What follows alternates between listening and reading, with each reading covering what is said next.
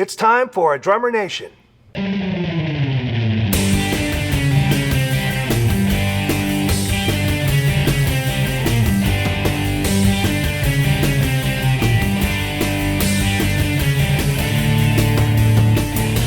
Welcome to Drummer Nation, the show about drums, drummers, and drumming.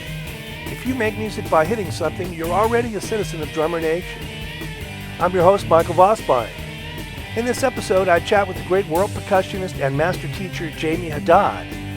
I'll ask him about his background and approach to music, and his contributions to the unique sounds of Paul Simon's band, with whom he's presently touring. He'll even do a little playing for us. Welcome back. We've been making some changes for you. We now have an official podcast you can find at drummernation.podbean.com. All of our shows will be available there in video or audio formats. So go ahead and subscribe and catch up with Drummer Nation while you drive or work out. There's even an app for iOS and Google mobile devices. You can also find shows at our website, drummernation.com, on our YouTube channel and Facebook page. And soon you'll be able to find us on iTunes and other popular podcast directories. We're going to try to keep the shows a little shorter for easier downloading and start posting new episodes every 2 weeks instead of monthly. So hit that like button, that subscribe or share button, and let's get rolling.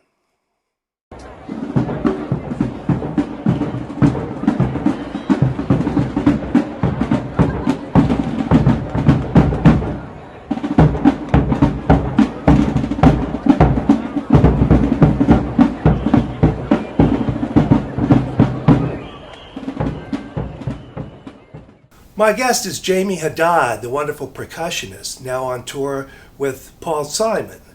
And I caught up with him in his hotel room in Atlanta. Great to see you again. Yeah. It's been a while, huh? It's been a minute. We had a wonderful week together in Istanbul some time ago, working on cymbals. Man. The Wild East. Stories left unsaid, let's say. It was terrific. So let me ask you, you're of Lebanese descent, right? Correct. Have you had music in the home as a child? Yeah, my father was extremely musical, and he fancied himself playing little percussion. He was actually an awesome maraca player, and he played some Arabic darbuka. I had a band for a while with Abraham Laboriel Sr. and Joe Lovano, and we played at my dad's club in Cleveland for a couple of years. And Abe, would always invite my dad up to come play a tune, Granada or one of these tunes Abe liked to sing. And it was just too much fun to have all that going down together. So I had music in my house as a kid, and early on, I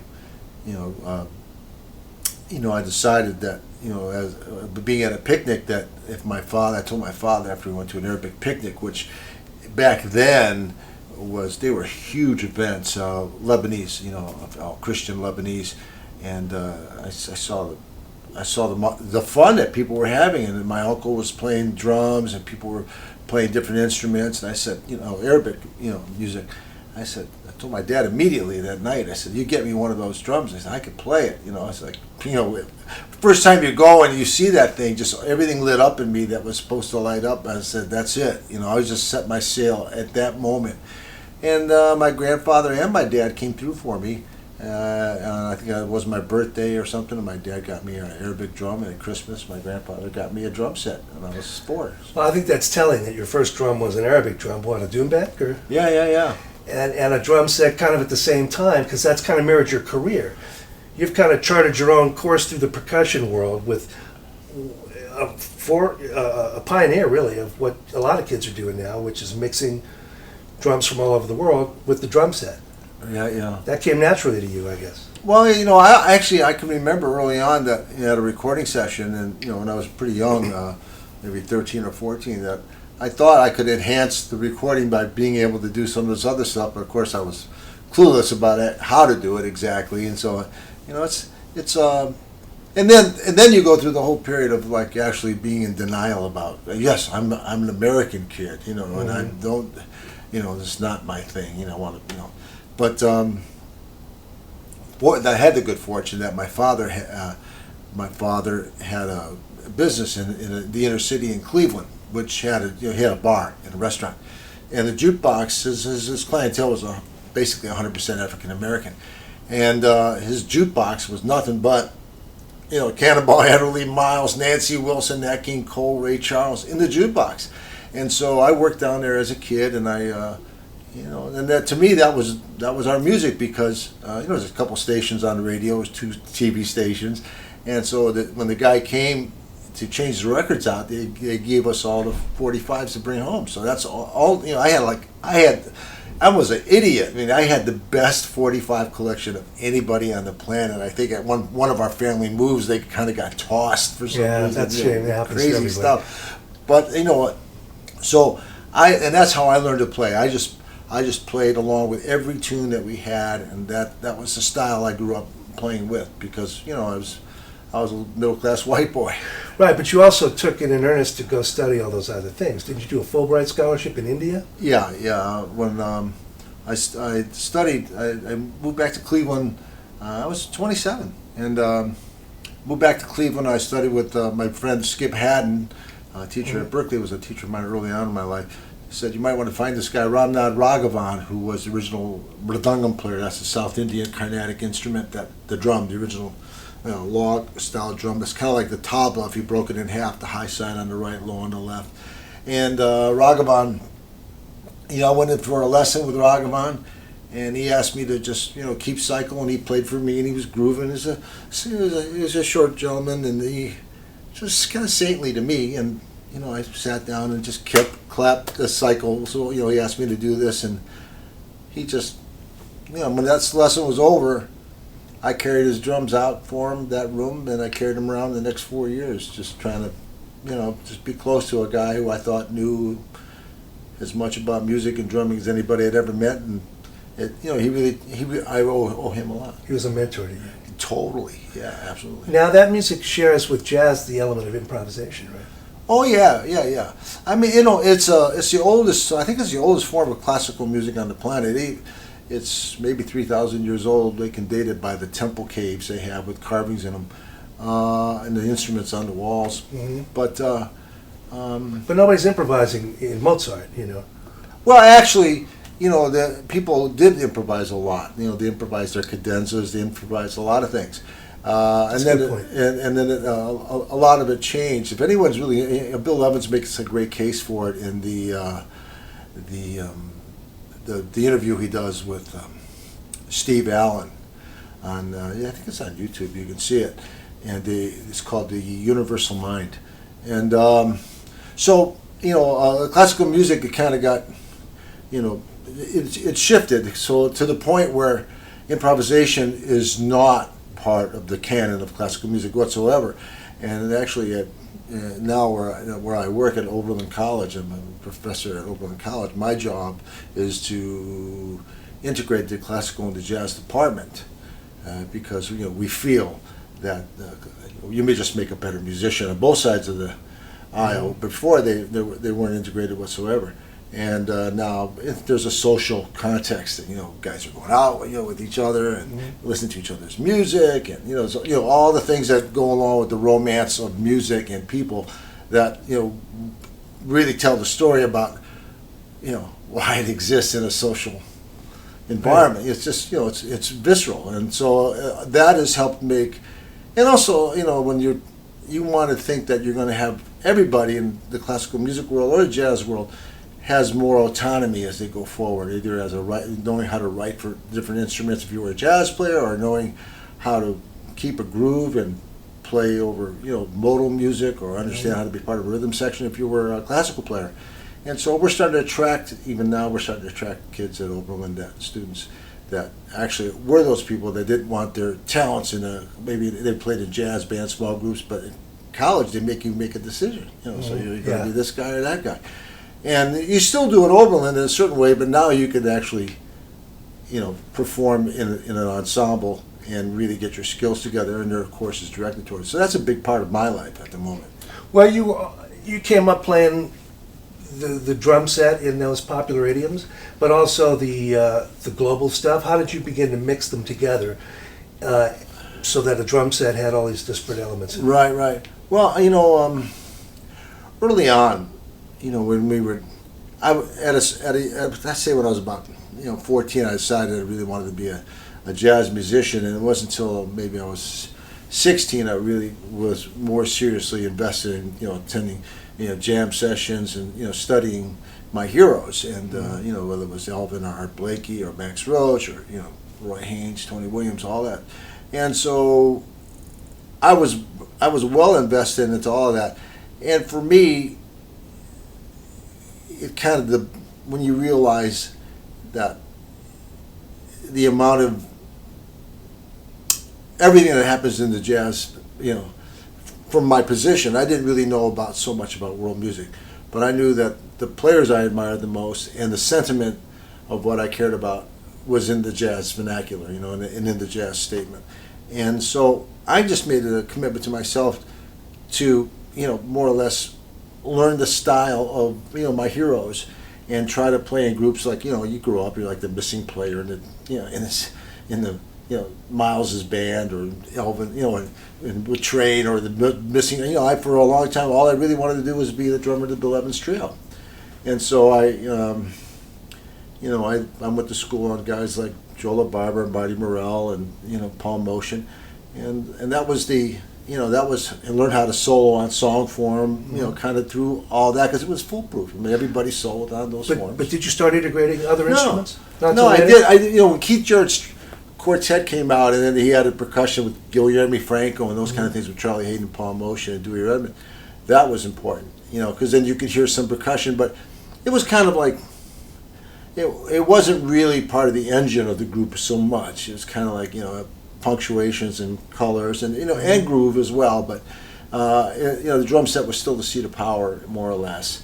And the drummer wasn't doing that. There was somebody else. Somebody else. Yeah. Now, you were pals with Airto way back? When I was a student at Berkeley, Claudio Roditi, who was, who I'd done some playing with, suggested, Airto was looking for a band, so he suggested John Schofield, Kenny Warner, and myself, and Rick Kilburn, who was a great bass player from the Vancouver area. And so we were part of Airto's band after a record he had called Fingers. And I learned a lot from Airto. He basically kicked my butt, because this is a guy who grew up playing that music, going from, on horseback to towns and playing dances and things. So Brazilian. He's Brazilian. Yeah, but he's a, hardcore dude who really, really had passion for his playing. Mm-hmm. And I was a fan of it, and I did my, so fortunately he liked me enough to give me a chance to understand how to do that kind of stuff. And, you spent some time in Brazil too, right? I lived in Brazil for about a half a year. And, I would suggest to anybody, no matter what music you liked, whether it was from Ghana or Brazil or Jamaica or, anywhere in the world, if you're a big fan of it, once you do some study, that you should definitely just get on a plane and go there, because there's so much you get even just in a moment. Immersion. Yeah, you can't even talk about it. There's nothing to really say, because it's everything about why it happens because of the context of the thing. And I think all music is about that. When you take that away, it's kind of like the genetically altered tomato, in a sense that looks great and tastes great, and you eat 1 million of them, you die of starvation. It's like, you really want it at the source, the real seed.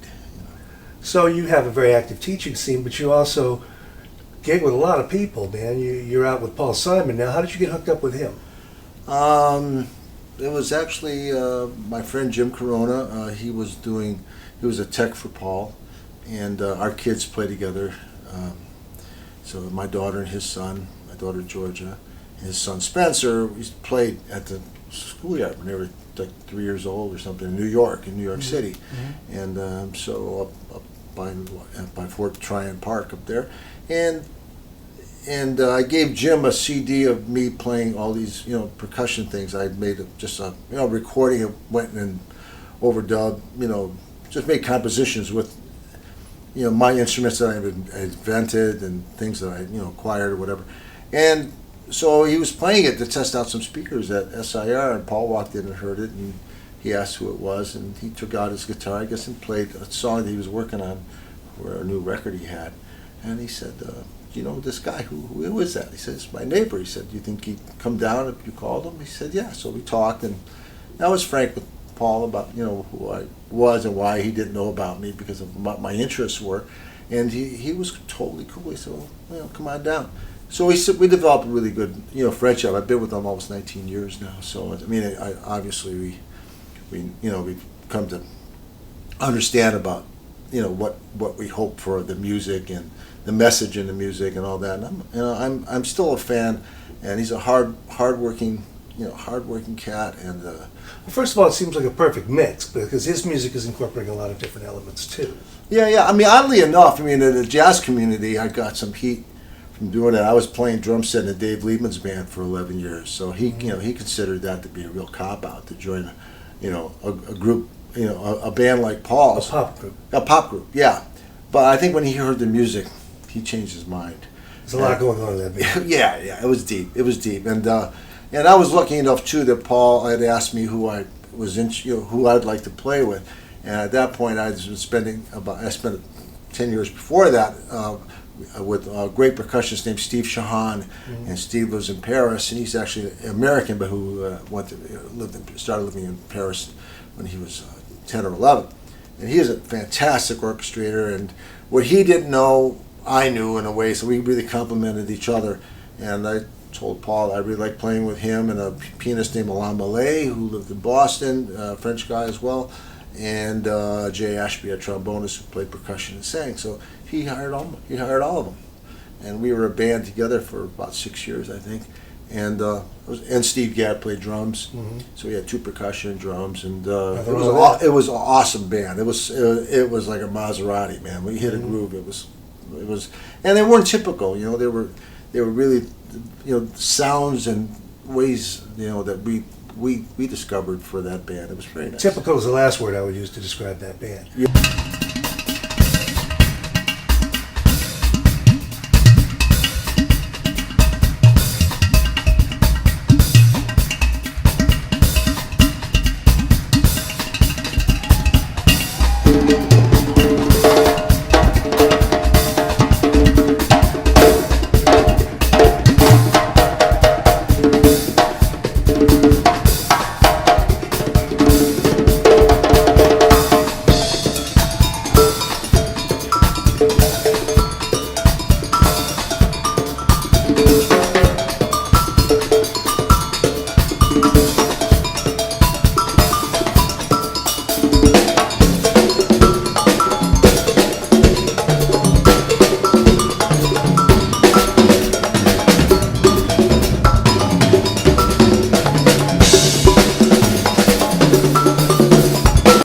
How did you approach the sonic space for the percussion chair in Paul Simon's band? Well, now it's different because I have to do things that I wasn't at all as good a djembe player or conguero as Steve was.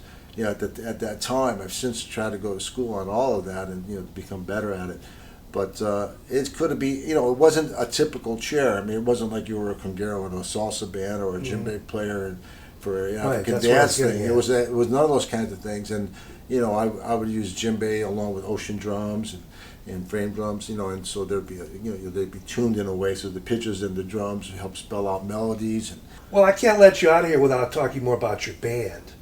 Give me the rundown of that, your present band. Right. So this band's Under One Sun, SUN, and throughout teaching at Berkeley for 18 years, and the New School and NEC and Oberlin and all these schools, I've met some wonderful players over the years, and as well as people I've just ran into in life. So there's a qanun player, a young guy from Palestine, Ali Amr, who plays qanun and sings. That's the Arabic dulcimer. Okay. And Salar Nadar, who's a tabla player from his family's Afghani. These guys are some of my favorite young musicians on the planet. There are very few qanun players, if any of them, can really negotiate complex harmonic backgrounds, and Ollie's awesome at it, and very few tabla players can play at the level that Solar can play at, and know about how to integrate with Western song form, have an idea for changing meters and times and in song form, and get this the solo shape and all that kind of stuff. They're not used to that, so these guys are incredible, and coming from that place. Luisito Quintero, he's I think he's on the road with Chick Corea now, but I met him from Leo Blanco. They're both from Venezuela. Leo plays piano. Billy Drews is my longtime soulmate, playing saxophone and composing. Michael Ward Bergman, he's in Yo-Yo Ma Silk Road and does a bunch of other stuff on accordion. Roberto Ocapinti on bass in Toronto, Mr. Canada. If you want something done in Canada, just give Roberto a call. He's awesome. So I think that's it. I think Under One Sun. Pardon me. Yeah, Under One Sun.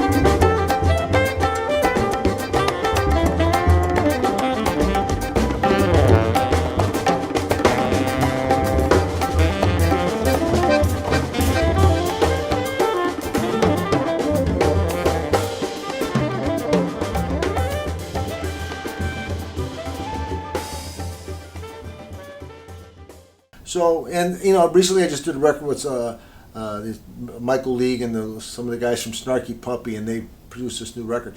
So I think Michael and the engineer Nick Hard are going to do something. I asked them if they help me record the band, because they have such a great concept of how to bring music to a whole new generation of listeners. These guys are showing up in Argentina for crowds of 6,000 people for instrumental music. It's like, who's doing that? So it's really an incredible. They're having a great run, and hopefully their participation will help make this a working band, because I really love it. I'll look for that, and then let's detail all the places you're teaching now. Well, I have, I'd left Berkeley because my family's in Cleveland area. So after commuting in and out of Boston for, believe it, 18 years, either from New York or from Ohio, my wife, Mary Kay Gray, she's Associate Dean of Student Academic Affairs at Oberlin. I'm a professor there in charge of it's called PI, Performance and Improvisation, and so there in the Cleveland Institute of Music is where I teach, but I'm a full-time teacher at Oberlin primarily. And touring and recording. Yeah, and your students are populating a lot of bands now too. Yeah, I'm really I'm really fortunate in that regard. I've had a lot of well, you teach long enough, someone's going to make it somewhere. But a lot of the guys, a lot of the percussionists have found a way to really infiltrate the music scene simply through their tenacity, for one, and their talent. But most importantly, they really do the thing that we care about, and that's bring a wonderful array of instruments and sonically solve the musical problem, rather than just say, "This is what I do, and it's the only thing I know how to do. How do you use me?" They really go after the music and invent ways to bring us, like I say, bring color, groove, sound, and harmony to the group. I remember you told me once your goal on the bandstand is to make the person next to you sound a little bit better. Yeah, it's to the best of my ability. I like to think I could do that. Well, the point being, it's a collaborative event, and, totally, and making everyone sound good together as opposed to showing off. Right. I'm sure I have my bad moments where my ego creeps out, but I've kind of learned. I think hopefully I've made that evolution to that other place. I think you have, long ago. Thank you, Jamey. Yeah, man. My pleasure. My pleasure, too. Thanks, Hope to Michael. see you again soon. Oh, the best.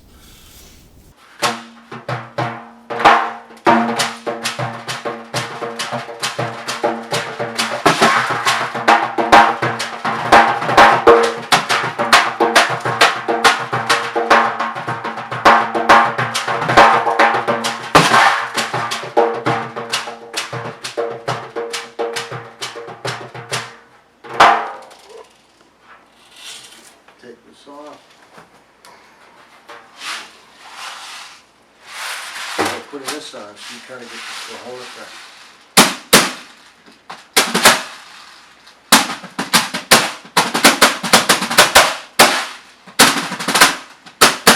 But there's no bass. We put on a djembe, you can actually get those bass frequencies coming out from there. And then there's a Hajira.